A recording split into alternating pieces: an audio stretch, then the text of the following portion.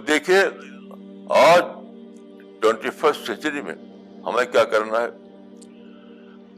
ہمیں ری تھنکنگ کرنا ہے، ری اسسمنٹ کرنا ہے، ری پلاننگ کرنی ہے. اور ری پلاننگ اس کی خبر نہیں ہو سکتی کہ اپنی غلطی کام کو مانے. وی ویر رانگ یہ کہنا پڑے گا.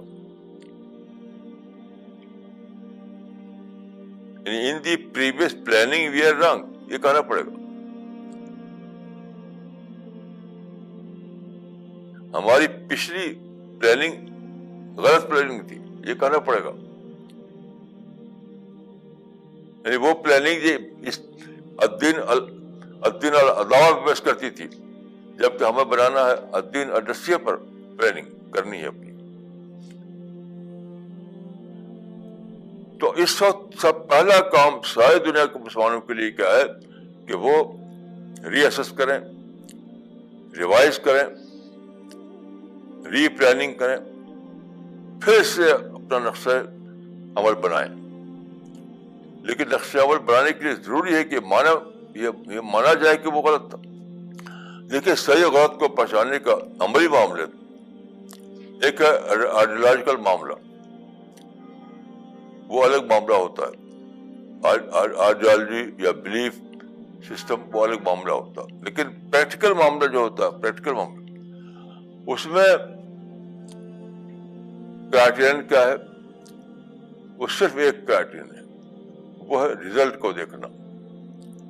ریزلٹ حدیث میں آتا ہے کہ من حسن اسلام المرء ترکہ ما لا یعنی.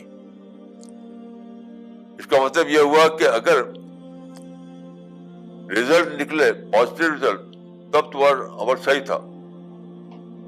اگر پازیٹیو عمل نہ نکلے تو تمہارا پلاننگ غلط تھی. من حسن اسلام المرء ترکہ ما لا یعنی، اس کا مطلب یہی ہے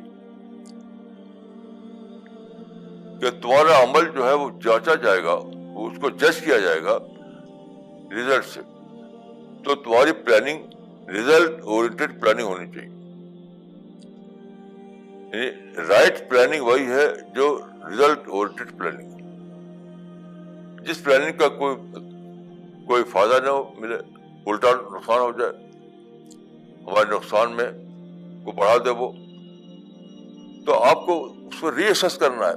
یہ ماننا ہے کہ ہماری پلاننگ غلط تھی، یہ ماننا ہے.